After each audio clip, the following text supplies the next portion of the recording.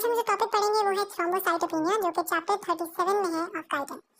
तो थ्रोम्बोसाइटोपेनिया एक ऐसी कंडीशन होती है कि जिसके अंदर प्लेटलेट्स का नंबर बहुत ज्यादा रिड्यूस हो जाता है। प्लेटलेट्स का नॉर्मल काम ब्लड की कोआगुलेशन है, और जब प्लेटलेट्स नहीं होंगे तो कोआगुलेशन नहीं होगी। मतलब जो हमने ब्लड ब्लीड जब करता है तो ब्लीड करने के बाद हमें पता है कि वो उसमें एक क्लॉट बनना होता है, उससे वो ब्लीडिंग रुकती है। तो क्या होगा कि जब वो क्लॉट नहीं बनेगा तो वो ब्लीडिंग रुकेगी नहीं और आपका ब्लड का लॉस होता रहेगा from the body, which is obviously abnormal. हमें ये नहीं चाहिए, हमें चाहिए कि क्लॉट बने और ब्लड का फ्लो जो है वो रुके। लेकिन थ्रोम्बोसाइटोपेनिया की वजह से ऐसा नहीं होता, तो रिस्क ऑफ ब्लीडिंग टेंडेंसी जो है वो बहुत ज़्यादा इंक्रीज हो जाता है।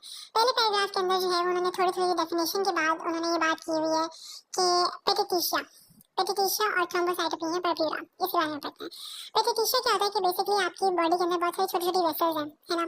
तो वो क्लॉट ना बनने की वजह से, मतलब वो छोटी छोटी वेसल्स, हमें राइटर ने पहले भी बताया कि जो छोटी छोटी वेसल्स होती है ना उनके अंदर माइन्यूट कट्स जो है वो वैसे भी आते रहते हैं नॉर्मली भी बॉडी के अंदर, और प्लेटलेट प्लग की फॉर्मेशन से जो है वो ठीक भी होते रहते हैं, है ना। ये हमने पहले पढ़ा। लेकिन अगर वो स्मॉल वेसल्स प्लेटलेट्स के ना होने की वजह से अब उनके अंदर ना प्लेटलेट प्लग बनेगा तो क्या होगा कि उनके अंदर से ब्लीडिंग होती रहेगी। जब ब्लीडिंग होती रहेगी तो आपकी स्किन के ऊपर आपको नजर आएगा कि वो जो छोटी छोटी वेसल्स आपकी स्किन की भी होंगी, वहाँ पे भी ऐसी चीजें होती होंगी। तो वहाँ पे जब कट लगने की वजह से प्लेटलेट प्लग की फॉर्मेशन नहीं है तो क्या होगा कि ब्लड निकलता रहेगा तो क्या करेगा कि वो आपके पर्पल या पिंक से ब्लॉचेस टाइप बना देगा। ब्लॉचेस मतलब स्पॉट्स टाइप बनने शुरू हो जाएंगे आपकी पूरी बॉडी के ऊपर, और उसको हम कह देते हैं स्पॉट्स के बनने को पेटिटिशिया। ठीक है, जो पिंक और पर्पल से स्पॉट्स बनना है और जिस कंडीशन में वो बनते हैं उसको हम कहते हैं थ्रोम्बोसाइटोपेनिया परप्यूरा। मतलब ये थ्रोम्बोसाइटोपेनिया की एक स्पेसिफिक टाइप है परप्यूरा वाली, कि जिसके अंदर ये चीज होती है। अब उसके बाद जो सेकंड पैराग्राफ है ना उसमें उन्होंने हमें बस ये बताया कि एक नॉर्मल लेवल जो प्लेटलेट्स का होता है दैट इज 1,50,000 टू 4,50,000 है, 4 लाख है सॉरी, पर माइक्रोलीटर। ये वैल्यू जो है आपको याद रखनी चाहिए कि कितनी नॉर्मल वैल्यू होती है। अब अगर आपका उन्होंने बताया कि 30,000 पर माइक्रोलीटर से अगर कम लेवल होता है ना तो वो आपकी ब्लीडिंग रिस्क को इंक्रीज करता है। ठीक है, लेकिन वहां तक जो है ना वो अभी इतना मसला नहीं होता। अगर 30,000 तक अभी है, लेकिन उससे नीचे जाएगा तो मसला होगा ऑब्वियसली। इसके अलावा उन्होंने कहा कि 10,000 माइक्रोलीटर से नीचे पर माइक्रोलीटर से चला गया तो वो तो बहुत ही लीथल हो जाता है। थर्ड पैराग्राफ के अंदर उन्होंने हमें बताया कि आप डिटेक्शन किस तरीके से कर सकते हो थ्रोम्बोसाइटोपेनिया की, जिसके अंदर उन्होंने हमें ये कहा कि आपको जरूरी नहीं है कि आप प्लेटलेट काउंट कराओगे तो आपको थ्रोम्बोसाइटोपेनिया का पता लगेगा। ऐसे भी पता लग सकता है कि प्लेटलेट्स का काम नॉर्मल होता है रिट्रैक्शन क्लॉट की, लेकिन जब आपने ब्लड बॉडी से बाहर निकाला और उसका क्लॉट बना, ठीक है, लेकिन क्लॉट की रिट्रैक्शन नहीं हुई, तो क्लॉट की रिट्रैक्शन से क्या होगा, जब नहीं हुई तो हमें पता लग गया कि प्लेटलेट्स नहीं है कि जिन्होंने क्लॉट की रिट्रैक्शन नहीं कराई, तो उससे भी हमारी एक डिटेक्शन हो जाती है। बाकी का जो पैराग्राफ हमारे पास मेरे ख्याल है फोर्थ पैराग्राफ है, उसमें उन्होंने बताया कि कॉजेज क्या है थ्रोम्बोसाइटोपेनिया की। थ्रोम्बोसाइटोपेनिया की 5 कॉजेज यहाँ पे उन्होंने हमें बताई है। पहली कॉज के प्लेटलेट्स बन ही नहीं रहे हैं।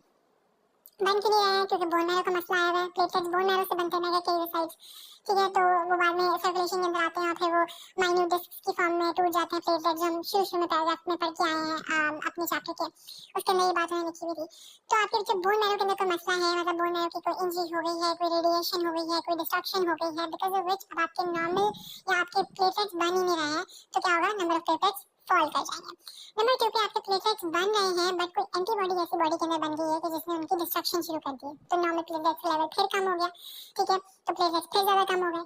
नंबर 3 के अंदर इन्होंने बताया है कि अगर स्प्लीनोमेगाली हो गई है, स्प्लीन का काम नॉर्मली भी जो है ना वो आपकी प्लेटलेट्स की डिस्ट्रक्शन का ही होता है, लेकिन अगर स्प्लीनोमेगाली हो गई है तो उस टाइट टबैकली के अंदर से जब आपके प्लेटलेट्स को गुजरना पड़ेगा तो उनकी सुपरस्टेशन हो जाएगी, जो वर्ड इन्होंने यूज किया, मतलब वो टूट जाएंगे, दबाव आएगा उनमें और वो टूट जाएंगे, तो वहां से क्या होगा कि प्लेटलेट्स की फिर डिस्ट्रक्शन हो गई, तो फिर प्लेटलेट्स का नंबर कम हो गया।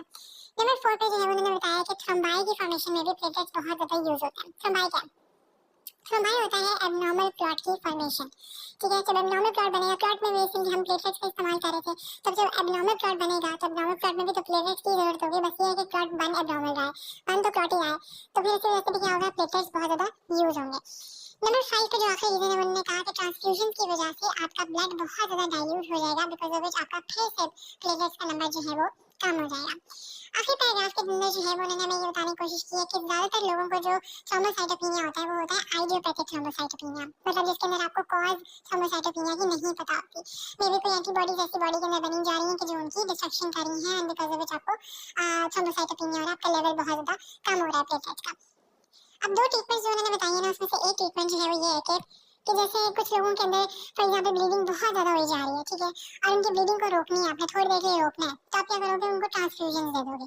ट्रांसफ्यूजन से क्या होगा कि उनके अंदर प्लेटलेट्स आएंगे वाइट ब्लड के साथ, और वो प्लेटलेट्स क्या करेंगे कि थोड़ी देर के लिए उस ब्लीडिंग को रोक देंगे, जैसे 1 से 4 दिन के लिए उस ब्लीडिंग को वो रोक देंगे। नंबर 2 पे जो है वो हमारे पास ट्रीटमेंट में होता है कि आप स्प्लीनेक्टोमी कर दो, स्प्लीन को रिमूव कर दो, बिकॉज स्प्लीन नॉर्मली प्लेटलेट्स की डिस्ट्रक्शन कर रही होती है, तो हमें प्लेटलेट्स की डिस्ट्रक्शन नहीं चाहिए क्योंकि प्लेटलेट्स ऑलरेडी बहुत ज्यादा कम है, तो इसलिए हम स्प्लीनेक्टोमी कर देंगे। So that was all about the thrombocytopenia का टॉपिक इन द डाइटिंग। अगर आपको मेरी वीडियो अच्छी लगती है और आपको चाहिए इस तरह की वीडियोस और बने और आपको और इस द टॉपिक्स के बारे में मैं बताऊं, तो please do share your feedback in the comment section.